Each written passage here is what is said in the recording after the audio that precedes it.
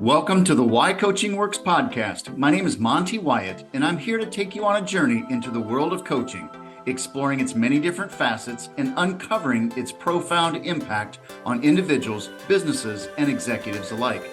We'll be delving into real-life case studies combined with in-depth research from coaching experts to give you a better understanding of why coaching works today. So if you're ready to begin your exploration into the power of coaching, then let's get started. Before we start today's episode, here's a short message from Adding Zero's Executive Development. As CEO, you demand performance and results from your team. If you're committed to developing a cohesive, driven organization that achieves successful outcomes every single month, we need to talk. It's time to see how organizational and executive development from Adding Zeros can help. We focus on strategic planning, executive coaching, team alignment and engagement, organizational culture, and clarity of implementation. Contact me, Monte Wyatt, by booking an appointment at AddZerosNow.com. That's AddZerosNow, AddZerosNow.com. If you're ready, now is the time. I have 2 coaching spots available for 2024. Lock in your team today. Now let's begin today's episode. Welcome to the Why Coaching Works podcast, where we talk about the impact of coaching, growth of businesses, and personal development. I'm your host, Monte Wyatt. If you're a CEO, executive, or business owner, then this is the podcast for you. We call our audience the achiever because you're always going to that next level, whether it's for yourself, your team, or your organization. It is my pleasure today to have a great client as my guest. He's a vice president of sales and marketing at Heartland Co-op, where he's responsible for the agronomy and the energy teams. And he spent 20 years in the cooperative system. So he's got a lot of experience in leadership and management.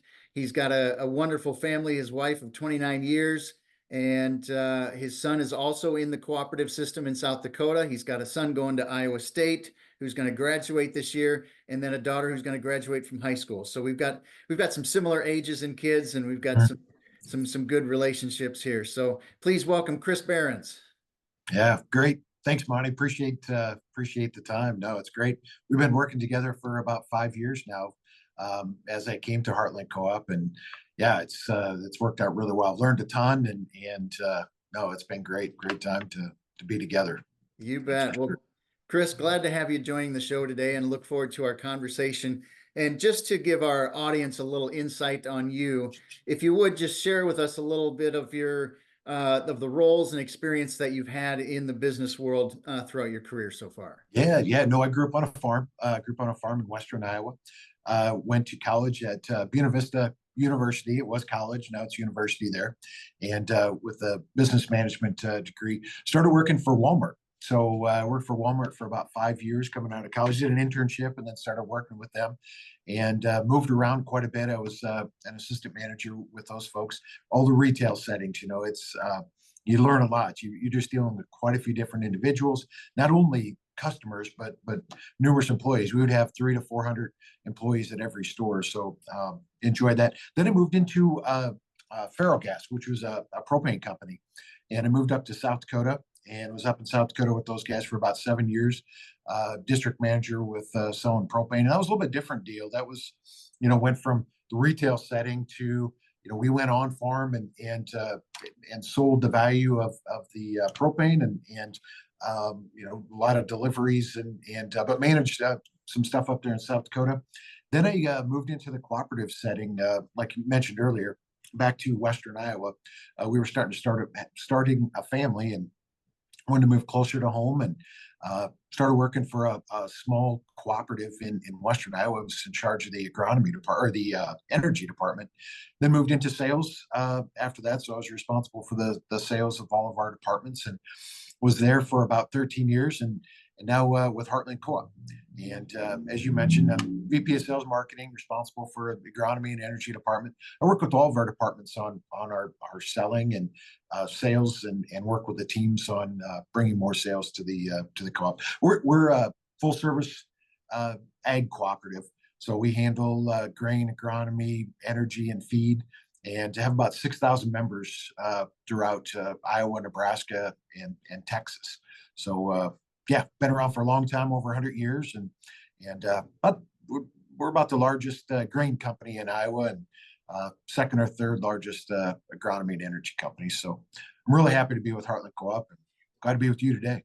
Well, I love hearing everybody's journeys. Everybody's gone in different directions. You've lived in a Mhm. number of places, different number of experiences, but always in a sales or a marketing or a Yep. management role. And Right. it's really fun to hear other people's experiences. So thanks for sharing that. Well, let's talk about coaching a little bit Mhm. and why coaching works. And I love hearing the perspective of our guests on what they see as coaching and what does it mean and how does it work every day. So maybe if you would start us off by sharing a little bit of how would you define coaching?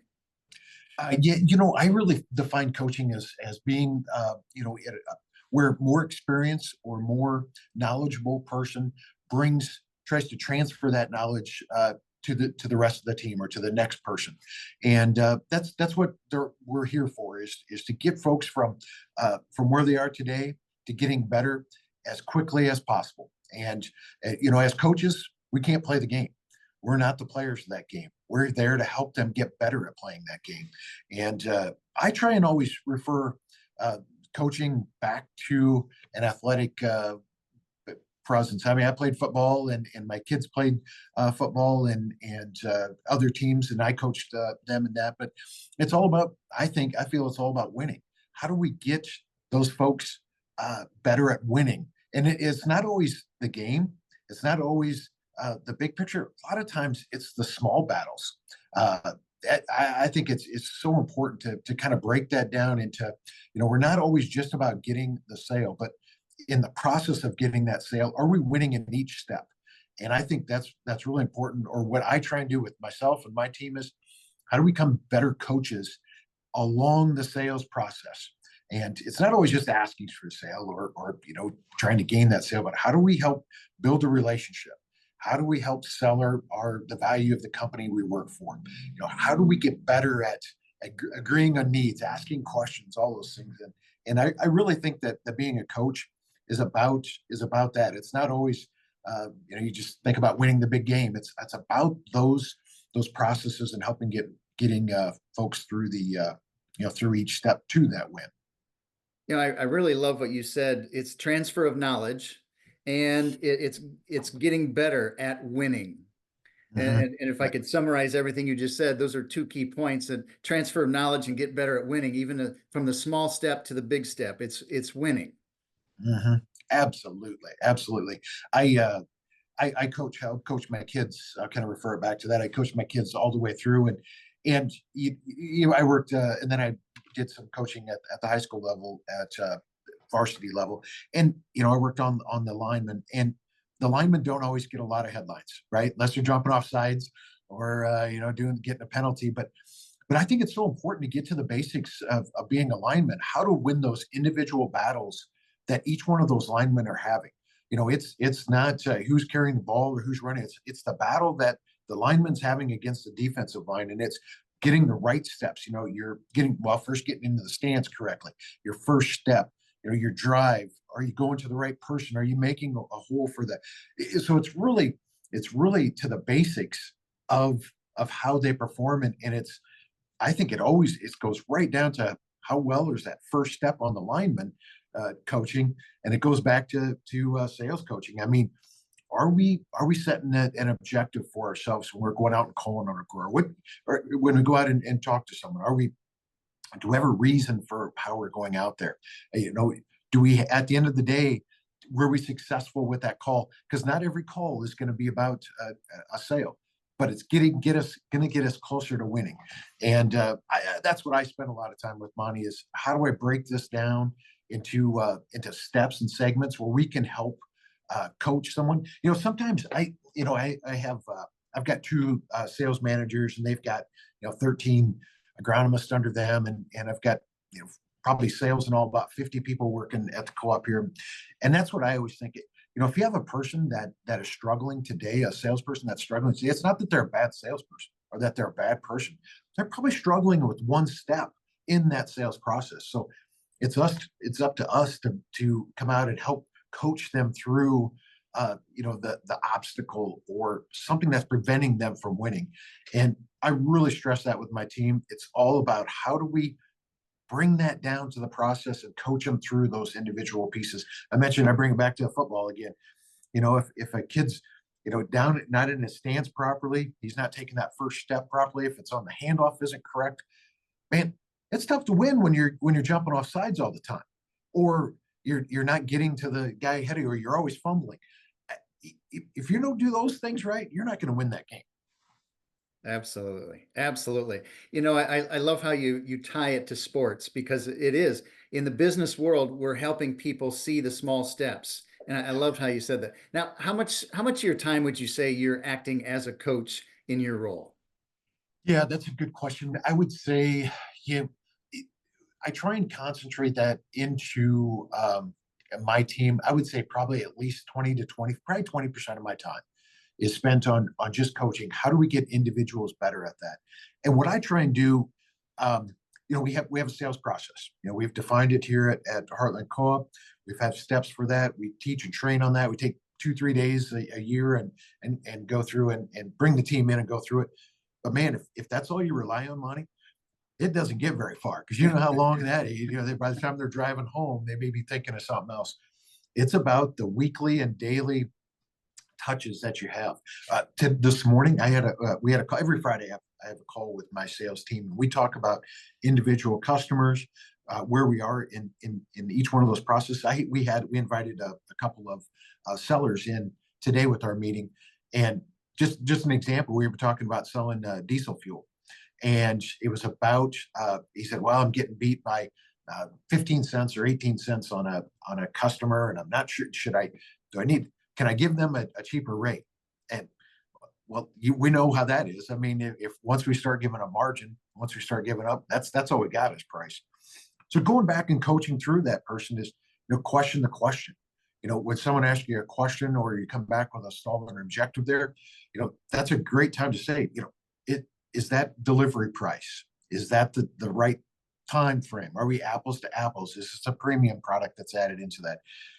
Once we start giving them the tips and the techniques of going back through those pieces, then we can really make educated, and maybe we are cheaper already. Maybe this is a better value for that grower, just by questioning the question. And that's a tip and a technique that was part of our focus this last week. That's where we decided this week we wanted to work on question the question.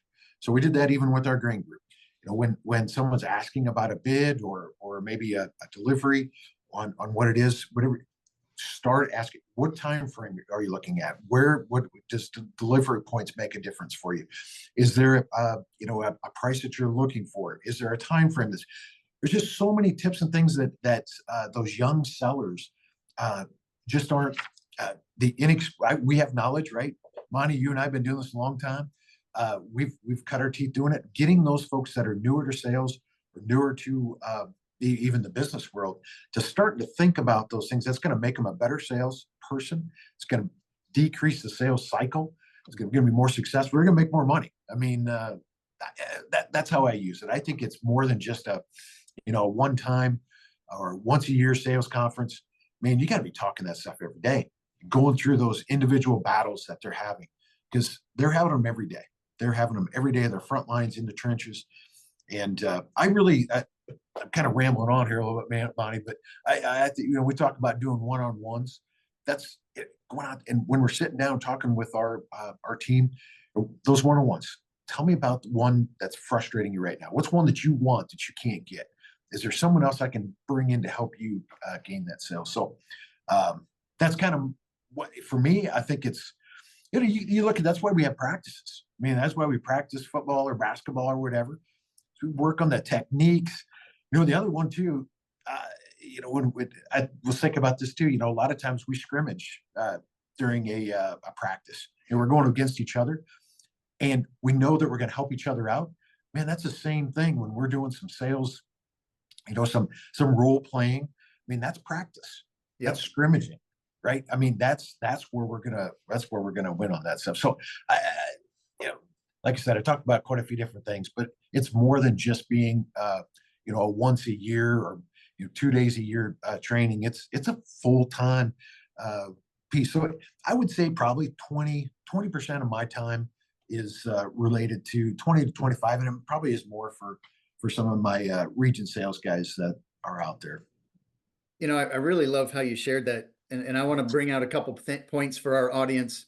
The achiever, you mentioned question the question, and it's going deeper to get people to really understand. So a great coach is asking the question to cause someone else to think, cause them to identify what that next question is, and how to have the deeper conversation. So I thought that was wonderful, and you said it is a full-time activity. It's every day. It's what are our battles that we're going through? How are we getting through them? And how are we helping that person see things in a new light? And I just love how you put that. And then your last point you made was it is about practicing. A Mhm. lot of times that practice that you have with your coach is of the real thing. So you're more comfortable, you're more relaxed, you're ready to have that conversation when the real conversation happens. That's so true. That's so true. I think part of this, the whole thing there too. One that when it, sometimes I ask them the team to help sell the value of our cooperative. We're a locally owned cooperative, and when somebody gets asked that, sometimes they start to stumble. Man, I don't know why should they buy from us? And if we have those clearly defined, we always have an elevator speech. If we've got our elevator speech of why so much you buy from your company or your cooperative, um, you practice that, man, it's just ready for you. It's just ready for you. Absolutely, absolutely. I'd love to hear an example of how you have helped grow your team through coaching. And you kind of mentioned one this morning, having your diesel fuel conversation, but share with us another story of how you've helped your team grow through coaching them to see things in a different light. Yeah, a lot of this goes through with my team, and as it comes through, I'll give you an example of I've got a really good seller down in Nebraska City, Iowa, and he started out as an applicator. He was in a machine and just a solid guy. Said that he said I really want to move into sales. I want to try and better myself. I want to make more money than just being an operations guy. And I said, Jimmy, you got a lot of work. We got a lot of work to do, and that's the first step right there. Somebody showing interest in moving, bettering themselves, asking to better themselves. If somebody doesn't have the drive to do it, I'm not going to be able to get them there. So I always look for folks that have the drive to do more and better themselves from where they are right now. So that's one piece right there is identifying folks that want to better themselves and better the cooperative. So working with Jimmy, like I said, he was in operations, didn't have a lot of sales responsibility and hadn't done it in the past. But working with Jimmy and assigning him or giving him the time to give 10 customers that he was responsible for calling on. And Monty, a lot of those were softballs. They were probably going to buy from Heartland Co-op anyway, but I was going to give this kid some wins. And so, Jimmy, these are your guys. What's the first thing you're going to do when you go out there? Well, I'm going to go out there and I'm going to ask him for that sale. And I'm all right. Hold on, Jimmy. We're going to, but giving him the process. Hey, you need to go out there and build a relationship with those growers out there. So that was the first thing I said to him, Monty, was I don't want you to sell anything to those 10 guys. I want you to build a relationship with them. We're a relationship business, long-term pieces, and just started with those steps. So I gave him the steps from, he had the drive, right? He wanted to get out there and do it. I brought him back to a process that he could follow that was going to help him move through the sales process. He didn't see it. He didn't see it, but moving him through those steps and then just keep working him through, right? After that, after about 2-3 months, he had maybe 3 or 4 of them that he had really built a good relationship with. And we started talking about their needs. What do these guys need? And all the way down the list. But that's what it takes right there is the knowledge. That's how I built our sales team, is building relationships with people, finding out their needs, selling the co-op, and then asking for the solutions for, I have the solutions for your problems. So that's one that I think is really key. Is proud of that guy. I mean, by the way, he's one of my top people now, as all the way through, and he's done it by that right there. It has the same model. We talk to customers all the time. We talked to a customer 2 weeks ago, but once you give those guys the knowledge of how to win, man, that is just repeatable, right? That is that drive. Let's go. I know these are the steps to winning, and So no, that's another one. We'd have it all over all the time, but that's a one that's a strong guy for me. Like I said, he's one of our top sellers right now.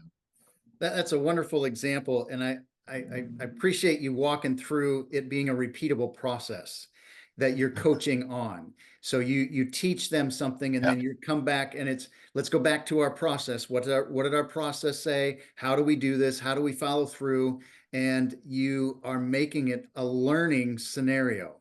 You're Mhm. teaching them the process, and then you're coaching them on how they can improve each step of the way. Yeah. And the other aspect of it, you made them better themselves and get wins. Yeah.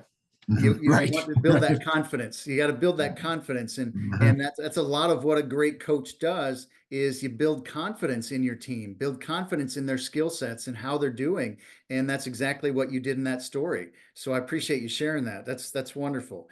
You know, what do you think makes coaching work for you? And what I mean by that is, and maybe you've kind of mentioned it through following your repeatable process, but when I say what makes coaching work for you is what kind of a process do you follow when you think of coaching, and what makes your process work? Yeah, a lot of times I try and put myself in their position. I try and think back to, I'm trying to put myself into where's this guy or gal at right now. I always start with that where they are. I try and bring myself back to a first year salesperson, or a 2 or 3 year salesperson, or a person that's been down that, because it's different, right? I mean, you think about it right now when you have a freshman basketball player, going back to sports again, freshman basketball player. I mean, that's where they are. They're learning on the level to get some wins. JV, varsity, they're not ready for the varsity yet, but we've got them on the left. So I try and bring myself back to the left. Where are these guys and gals at right now? Where are they at in that learning curve and learning cycle? And that's what I encourage my sales leaders to do: is bring yourself back in those positions, and then you clearly identify where they are starting to see the where are they getting stuck? Where are the pieces that I know was tough for me? Sometimes it was hard to get appointments with folks. See, people didn't know me. They didn't know who I was. They're calling them up, cold calls, right? Uh, you know, so we help them in those individual steps. Rather than trying to make a cold call on somebody, let's do a warm call with someone that gave you a referral, or maybe someone else within our cooperative where, hey, introduce you to those things. So you brought a first year person that's new. We're not going to go out and meet our board president right away. We're probably going to, do some other things with some other folks. And when we do go out there, I'm not going to send you out there to that board president cold and by yourself. And we're going to go out there with maybe a seasoned seller. Maybe I'm going to go with you. Um, that's how I start off, Bonnie, is I put myself in the position of where they are today. And sometimes I got to check my ego. I got to think back, okay, this guy doesn't even know what he doesn't know yet. And so I kind of talked a lot about some of the younger sellers, but even the more seasoned sellers, sometimes where I see a problem with more of a seasoned seller or an obstacle is maybe I have a new product or a new product line or service that I'm looking to get off the ground and get going. And this experienced seller has a great reputation, has a lot of people out there, but he's maybe not bought into what I want the way I want to go. So I have to bring myself into a sales role where I have to Yep. sell the value of this, whether it's a product or whether it's a service, to this guy that's going to go out and sell to the rest. So I put myself into a lot of different positions and try and, all right, where am I at in the process with a new seller, an existing seller? I'm trying to get a new product offline. I need this guy bought in. And me just going out there telling them, hey, kick them in the butt and say, go sell this stuff. And it doesn't work if they're not bought into what I'm trying to do. So um, that's where I try and put myself into different positions. And even for my team is we can't take that stuff for granted. We really have to think about where we are and where we are with each one of our individuals. What a great point. When you're coaching someone, you have to recognize where they are and where you are. And Right. and I think you've got to change your position, just as you said. You've got to adapt. You've got to see where their understanding and knowledge base is, and then you adapt to it. So I think Mhm. that's a great point of how coaching works for you. So I appreciate that. You know, Yeah. you coach a lot, but tell us Yeah. about a time where you've been coached. and you got some help and some gained some new knowledge and learned from being coached Mhm. yourself. Sure. Well, I'll kind of give your program a little bit of a plug here too. I mentioned when I came to Heartland Co-op is when we first started working together. And sometimes when you get in the thick of things, you kind of get into the thick of things. You don't really think about where are you being as effective or being as efficient or making as much impact as what you should be. And we work together all the time. We worked every other week. You meet with our executive team and individually sometimes, but pulling us out of the individual, um, you know, individual day to day that we have, and to think about uh, where you are, where do you want to be, and having a coach to come out and really say, think it back. All right, do I really have an end game in mind? Where do I want to go? Do I have a process for where I'm going? So, Monty, of course, your program has done a great job for me and for our cooperative in bringing our team to I would say a strong process, and helps us coach through different not only individuals but us on our individual process. So I would think that was probably one. I've had other trainings and pieces. I've had good mentors in the past, and I've really tried to seek that out at each level and positions, is trying to get a mentor who is a coach of sort. I guess I would have called him a mentor, and asking him, letting them know. There's times I work really close. We have got a really good executive team, and I mentioned that I have weekly calls with my sales staff and other ones. I asked some of my peers to drop in on the team's calls or be part of the meeting. Don't say a word, just listen, and then tell me what you think. What are some things I could do differently? And checking my ego and saying, Yep.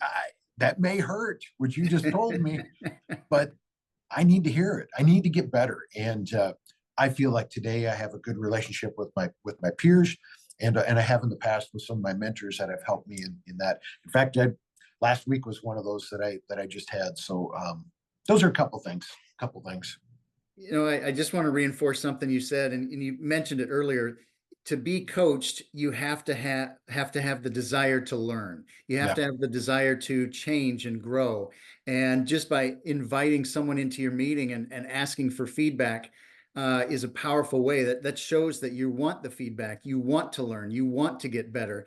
And that's what the process of coaching does, is it helps you get better. But if you're not open to it, you're not going to Right. go very far. Right. That's exactly right. I 100%. 100%. So it's Doesn't always feel good though. It doesn't. no. But yeah, yeah. But no, it's good. That's a good point about not always feeling good, because we hear things that are uncomfortable and Right. hear things that are going to take us to that next level. So if we aren't uncomfortable, we can't grow. And Mhm. so when you're uncomfortable, you are growing in your knowledge base. You are growing in your expertise in that area. So I love that you put it that way. Well, Yeah. Chris, this has been fun listening to you. I love your stories and I love your correlations. I do appreciate you mentioning our process that we go through and Yeah. how I've coached you and the team. And it just again, it comes back to the team wanting to learn and grow and get better, so we can achieve more things. We can get more done. Mhm. And any other coaching stories that you wanna tell us?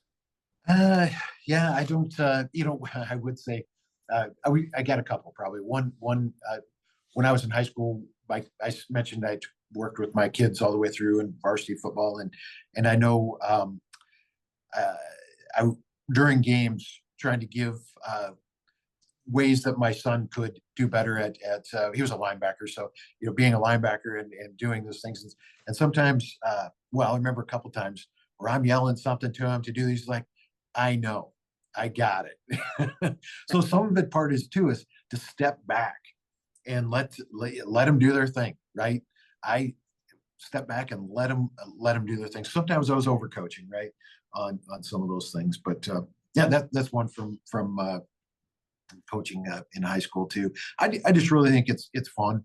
I think that's the exciting part of what we can do is to help others become successful. There's no greater joy, I don't think, than being able to move someone up, whether it's a promotion, whether it's in their role, seeing them win. Yeah, I just think it's really fun and part of what I really enjoy doing.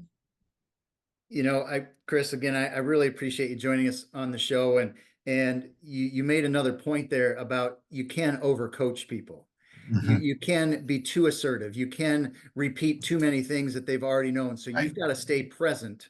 You've got to stay That's present. You've got to recognize what they're yeah. learning, what they're doing, how they're doing it, and that present state Good is point. really important because they may be off in another place and you're still back here. You've got to recognize where they are and how they're moving forward.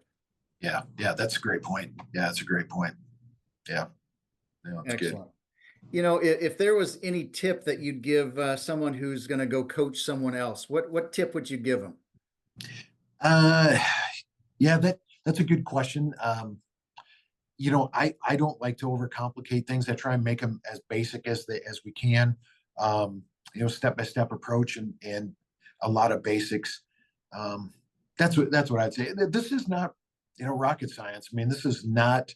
It's not that hard. A lot of basics though. There's a lot of basics that can get us there, and a lot of those steps apply all the way through our careers. So I would say step by step and don't overcomplicate the process and a lot of basics.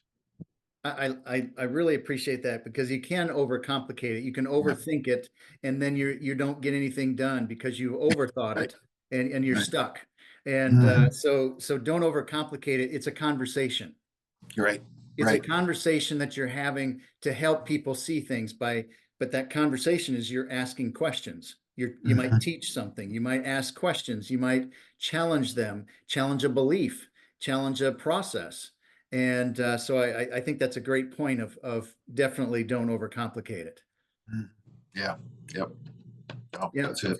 Chris, I took a ton of notes. I don't know if you noticed that, but I took a ton of notes as you're talking here, and I just want to review a few things. You Sure. mentioned how you define coaching, and it's transfer of knowledge or techniques, and I think that's a great point. It's someone is challenging and giving new insights and information, but the whole point is to get better, and you put it get better at winning. And it could be the small steps. It's not just about the whole football game. It's each play. It's each quarter, and whatever it might be. It's what are the steps that you're wanting them to get better at. And I think that's a great point as you think about it as the steps. And you've done a great job with your sales team of instilling a sales process. And now you have a process to coach by. If you didn't have that process of sales, how are you going to coach them or what are you going to Right. coach them on? So Hmm. you have that clear format. And so another phrase that I wrote down that I thought was great is question the question Yeah. and go deeper and question beliefs, question Hmm. thoughts, question activities, and question the challenges that are going on in their career or in their sales process or whatever the scenario might be.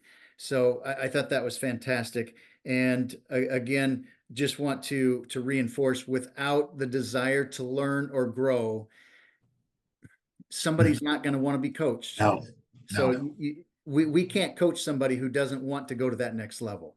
And that's right. that's the power of coaching is when you have somebody that wants to go to the next level and they are open to it, we can help them in a short amount of time with a few questions or just a few Mhm. bits of information so they Right. can see things. So Hmm. I really appreciate that. Well, Yeah. Chris, thank you so much. Any other comments you want to make before we close our show today? No, no, it's good. I think it's a lot of fun. I love sales and yeah, the coaching, getting others to get there, to be there. I just love it. It's a lot of fun. Well, Chris, I appreciate your examples. I appreciate your stories, and I do want to thank you for your time. I know you're very busy and things like Yeah. that. So, just had a great conversation with you today, and I want to thank our audience, the Achiever. Go ahead and like the episode, subscribe to our podcast, so you can continue to spread the word about why coaching works, and continue to get that knowledge out there, so we can coach more people and make a bigger impact in the world.